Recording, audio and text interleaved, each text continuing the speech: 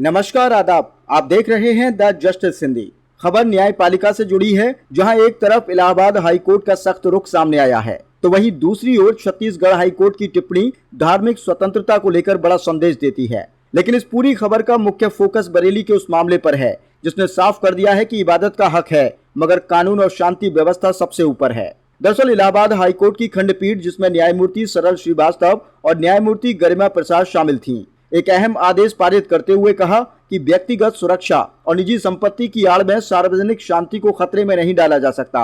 यह मामला बरेली देहात के बिशारतगंज निवासी तारिक खान की याचिका से जुड़ा है, जिसमें उन्होंने अपनी निजी संपत्ति पर नमाज पढ़ने से रोक लगाने और शांति भंग के आरोप में किए गए चालान को चुनौती दी थी। इस मामले की गंभीरता को देखते हुए कोर्ट ने बरेली के जिला मजिस्ट्रेट और एसएसपी को व्यक्तिगत रूप से तलब किया, जो अदालत में पेश भी हुए।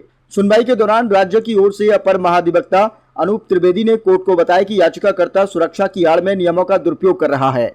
अदालत के सामने रखे गए साक्ष्यों में यह सामने आया कि याचिकाकर्ता की निजी संपत्ति पर रोजाना करीब 50 से ज्यादा लोग नमाज के लिए इकट्ठा हो रहे थे, जिससे इलाके की सांप्रदायिक शांति और कानून व्यवस्था पर असर पड़ने की आशंका थी। इसी आधार पर हाईकोर्ट ने साफ शब्दों में कहा कि आप अपनी निजी संपत्ति पर नमाज पढ़ सकते हैं, लेकिन भीड़ जुटाकर ऐसा करना और उससे सार्वजनिक व्यवस्था प्रभावित होना स्वीकार्य नहीं है। कोर्ट ने यह भी स्पष्ट किया कि अगर किसी धार्मिक गतिविधि से शांति व्यवस्था भंग होती है तो प्रशासन कार्रवाई करने के लिए पूरी तरह स्वतंत्र है।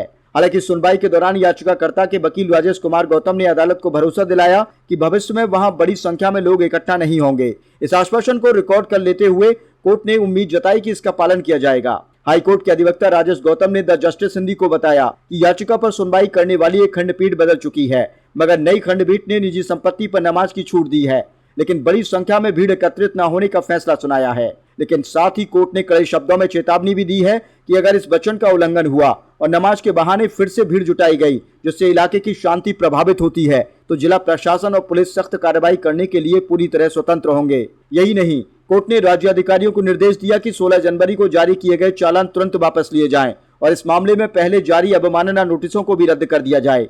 इसके साथ ही हसीन खान को दी गई सुरक्षा वापस लेने के भी निर्देश दे दिए गए। इन सभी निर्देशों के साथ हाईकोर्ट ने इस रिट याचिका का निस्तारण कर दिया। अब इसी मुद्दे पर एक और अहम दृष्टिकोण सामने आता है छत्तीसगढ़ हाईकोर्ट से, जहां कोर्ट ने कहा कि कोई भी कानून किसी भी व्यक्ति को अपने घर में प्रार्थना सभा आयोजित करने से नहीं रोकता।